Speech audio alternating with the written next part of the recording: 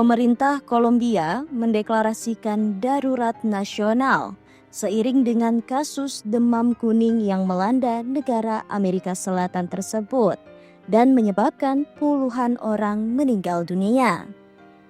Wabah demam kuning ini terjadi sejak September 2024 dan tercatat sudah ada 75 kasus dengan 34 diantaranya meninggal dunia.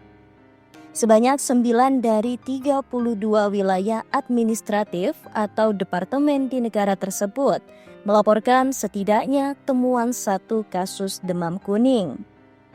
Sebagian besar kasus terdeteksi di daerah pedesaan di Tolima dan Meta, lembah Amazon, dan wilayah Sungai Magdalena.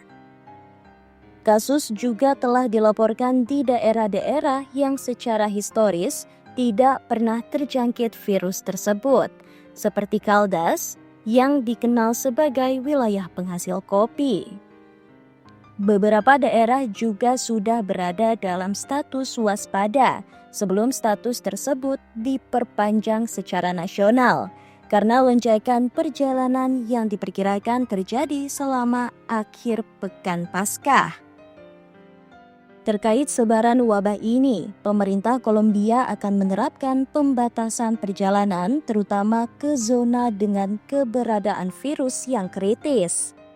Demam kuning adalah penyakit yang ditularkan ke manusia melalui gigitan nyamuk Aedes aegypti yang terinfeksi.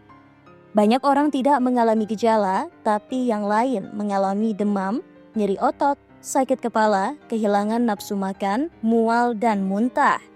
Dalam kebanyakan kasus, gejala menghilang setelah 3 hingga 4 hari. Namun beberapa pasien memasuki fase kedua penyakit, di mana mereka mengalami penyakit kuning dan nyeri perut di antara gejala lainnya. WHO menyebut separuh dari pasien yang memasuki fase kedua akan meninggal dalam 7 hingga 10 hari. Tidak ada pengobatan obat antivirus khusus untuk demam kuning. Kantor Presiden mendesak warga Kolombia untuk menerima vaksin dosis tunggal. Vaksin tersebut gratis dan dapat diberikan kepada siapapun yang berusia lebih dari 9 bulan. Tim medis akan dikerahkan untuk memberikan vaksin di daerah yang terkena dampak.